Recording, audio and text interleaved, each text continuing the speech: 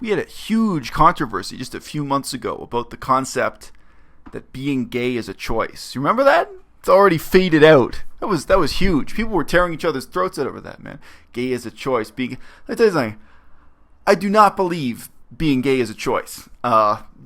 Being bored enough as a heterosexual to get a blowjob from your fellow man, that's a choice. That exists too, people. Pragmatic bisexuality, that's a choice. Being gay is not a choice. But let me tell you, sleeping with meat eaters is a choice. My fellow vegans, let me say to you, I wanted to get a t-shirt, actually, that said, sleeping with carnivores is a choice. But I took it to the t-shirt shop, here in China, and the guy, his English wasn't too good. He made spelling mistakes, and I was afraid other vegans would make fun of me. It came back saying, it's a choice to sleep with raw fruitarians. I don't know how he made that mistake. I keep saying I don't love these hoes. The purest art form on the internet is the top 10 list. And in some ways, the purest subject matter we could possibly choose to make a top 10 list about is human sexuality. But let's deal with the real issue at hand here. Many of your favorite vegan personalities may take off their shirts on camera, may feature themselves in bikinis or what have you, depending on their gender or sometimes despite their gender. But the strange reality is, most of us are either leading lives of doleful isolation or we're just married. Sometimes both. Especially with guys like Vegan Cheetah, it's always been a bit hilarious for me to see that his fans are actively expecting him to give updates on his personal life and his sex life, and most of the time there's just no sex life to talk about. Despite the fact that you may be macro attractive and micro famous here on the internet, most of us utterly fail to comply with the demand from our fans to hook up with one another. I can't help but wonder, those of you who send me email asking me to date other vegans known to them on the internet, on some level, aren't you just looking forward to the breakup that will inevitably come afterwards? I make the money don't make me. From an eighth to a quarter to a half to a T. I've been selling D ever since '03. But anyway, here's the top 10 reasons why nobody is dating anybody on YouTube. Of course, focusing primarily within the digital vegan demi-monde. Keep saying I don't love these hoes. I made this list while waiting for my vegan takeout to be handed to me in a vegan restaurant. And the only reason why I'm not clean shaven in this video is that on this night of all nights, the hot water in my apartment stopped working, and I can't get it fixed until tomorrow. Number 1, hatred is a poor basis for a relationship. I know you may not think of veganism as a hateful creed, despite all the hatred that's flung around here. But it is. I mean, apart from the, unending focus on anarchism within the vegan political spectrum, there is this sense of being anti-establishment, of being against the system, of wanting to change the world, but that desire to change the world being predicated on deep dissatisfaction with modernity, with capitalism in some cases, with, obviously industrialized meat production, but with many factors of the, cultural, economic, social world around us. This deep dissatisfaction, this hatred for the status quo, that again, sometimes is expressed as anarchism, sometimes as anti-capitalism. I myself am neither an anarchist nor an anti-capitalist, but I'm also very unhappy with the reality of what Canadian society is today, etc., etc. It may seem like something you really have in common with another person of the opposite sex or of the same sex, depending on what you're looking for.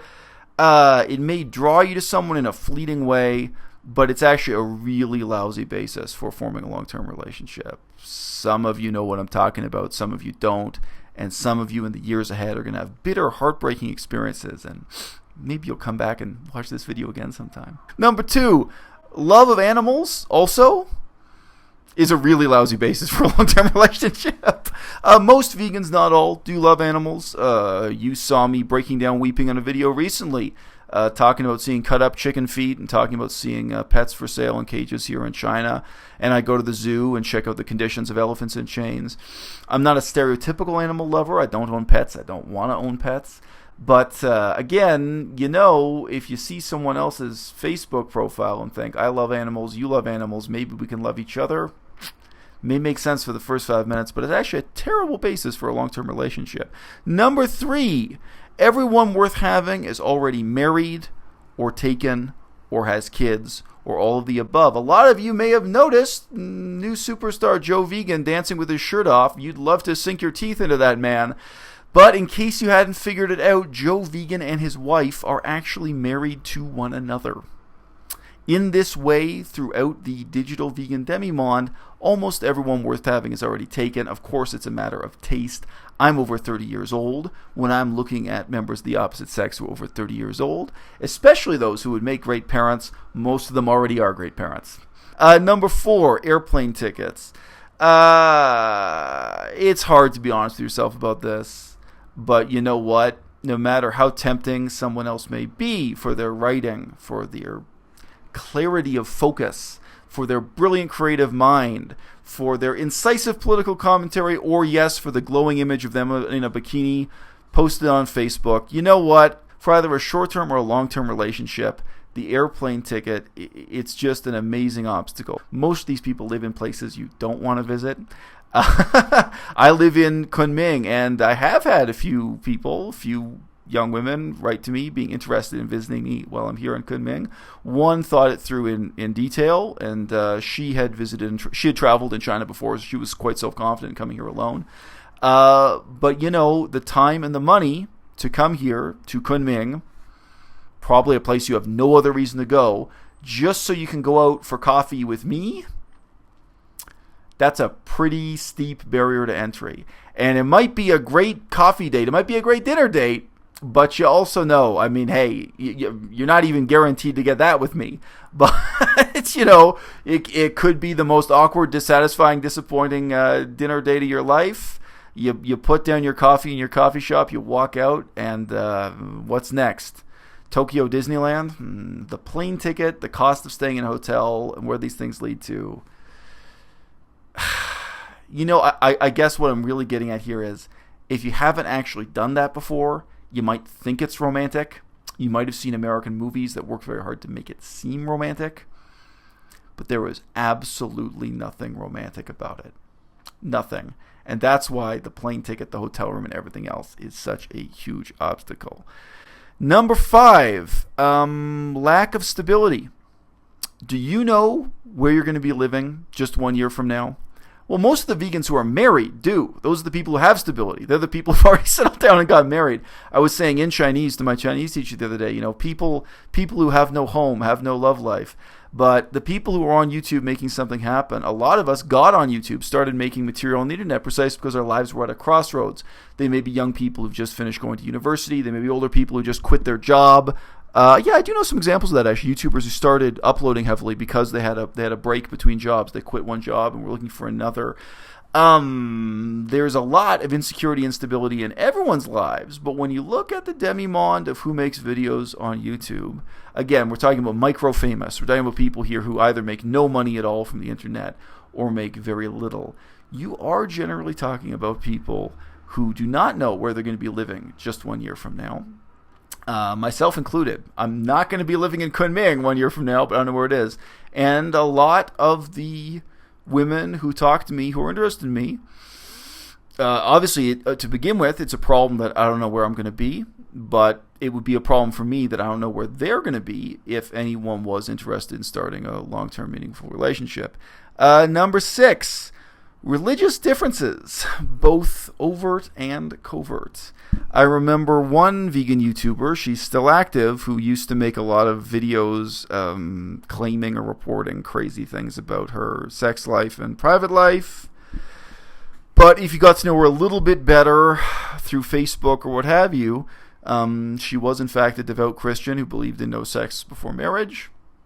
Within veganism, there are a lot of pseudo-religious beliefs. There are people who just believe in the universe. They just believe in destiny. They just believe in some hippie abstraction. But that informal religion may be just as binding and just as exclusive as a formal organized religion like Christianity, Judaism, Hinduism, or what have you. By this I mean to say, someone who just believes in the universe, they probably want a relationship with someone else who believes in the universe, and that's true of a whole lot of other hippie abstractions, even if they're not organized into a formal religion. Okay, so religious differences, both covert and overt. Most people on YouTube are living a lie. Sorry, this is point 7. Most people are living a lie, or they're hideous without their makeup.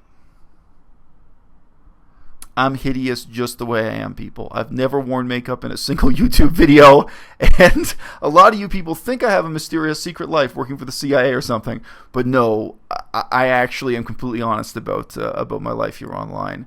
The stuff you don't know about is pretty boring. Do you want me to hold up my Chinese homework here? But yeah, a lot of people, there are lies, there are illusions, and there is a question of what anyone looks like when the camera's off, when the makeup comes off, who any of us really are when we stop being who we pretend to be. Number 8, what we do on YouTube is already a little bit too close to being a cam girl, or to use a gender-neutral term, being a cam whore. I have joked around about that with some of my fellow male YouTubers. But, if you're actually going to bring your love life into it, whether that's just your girlfriend in real life who has nothing to do with YouTube, or if it's another person who's active as a digital vegan activist or YouTuber of some kind, the more you bring that stuff into what you're doing on the internet, the closer and closer you seem to get to straight up cam whoring. And I, for one, have sent an article of my clothing to a fan just once. Purely intellectual, purely platonic relationship. She wanted to keep that article of clothing as a symbol of the connection between us. And I respect that. But I remember while I was walking to the post office to send this item to her, thought crossed my mind. If she were paying me for this, I really would be a cam whore. I mean, there's no difference. There's just no difference. Number 9. Be honest with yourself. How crazy do you like them? People continuously ask me to comment or pass judgment on people like Vegan Gains, that these people are crazy, these people are insane, whether it's Vegan Gains or Sorsha or whatever. And you know what? I don't think Vegan Gains is all that crazy. He's not all that crazy relative to what's considered normal in the city of Toronto, Canada, downtown Toronto. He's not all that crazy compared to my fellow vegans, including just vegans I know in real life, let alone here on YouTube. But I have to admit to myself, this is one of the barriers, is how much craziness can you tolerate? Yeah. Number 10, relationships are based on trust, and YouTube actually breeds paranoia. So yeah, this is actually a kind of a deep and interesting one. As soon as your whole life is on the internet, whether you have 500 fans, 5,000, or 50,000, then you suddenly have very different boundaries for trusting people. Are they going to film something you said and put it on the internet? Are they going to break up with you and denounce you? Ages ago, months and months ago, I remember joking with Cheetah. I said to him, because I was saying this with all due humility, in contrast to some other vegans who've had sex scandals break on the internet and so on. But I said to him, look, we have to admit to ourselves, if just one of our ex-girlfriends came on the internet and denounced us, whether it was me or him or anyone else. Like, imagine if your angriest ex-girlfriend from however many years ago came online and made a video about what a terrible person you were. For one thing, she can lie. She can make up anything. But for another thing, she could just tell the truth in a very unflattering way about one night, about the worst night of your lives, the worst night of your relationship, or the worst thing you did in that relationship. Even without lying, one angry ex-girlfriend could massively discredit you, create a massive controversy you don't want to deal with. And, paranoia is real, even though it's somewhat bizarre. Some of my fellow vegans, who I'll leave unnamed here, act in an extremely paranoid manner, where they don't really have friends anymore. They have people who either they're slaves, who obey them and everything, who are fans, who are, supporters, or they have people they regard as enemies. Either you're my supporter or you're my enemy. And it's sick and twisted, and it leads to a lot of sick and twisted content here on the internet. But on the other hand, I also have to admit I can see where they're coming from and where they're going. the kind of trust you need, whether it's for a sordid, self-hating, long-term relationship or for a deeply respectful, mutually appreciative one-night stand. It gets harder and harder to do that as soon as your life's on the internet. And again, micro fame or macro fame, whether you have 500 fans or 50,000, the impact for you is probably going to be just as devastating if your relationship leads to problems of this kind. So yeah, it erodes trust, it creates paranoia, and you've probably already seen a few different people on YouTube burn out from this. So scary. So yeah, bonus. I actually had a number 11 here. Yeah. Number 11 is, look, all this talk. If you actually want to meet people, if you actually want to start meaningful relationships with the opposite sex or the same sex, it's just so much easier to pretend you eat meat or not mention that you're vegan, or pretend you eat alcohol or drink alcohol, not mention that you don't drink alcohol, etc., and meet someone in your community where you're at who has something else in common with you. It's so much easier to start up a meaningful relationship with someone who has nothing to do with veganism than it is to try to build bridges with your fellow vegans. And I don't even really want to think about the implications of that. But for one thing, the other 10 points on this list, they're all factors. From the airplane tickets, to the religious differences, to the deep mistrust, paranoia, etc. But above and beyond that, if anyone thinks that being vegan is a great way to meet a partner for the rest of your life, I think the reality is, the practical advice anyone would give you or should give you is no. Probably the best way to meet people is to focus on everything else you've got in common, and then assume that if they love you enough, they'll become vegan because you are. And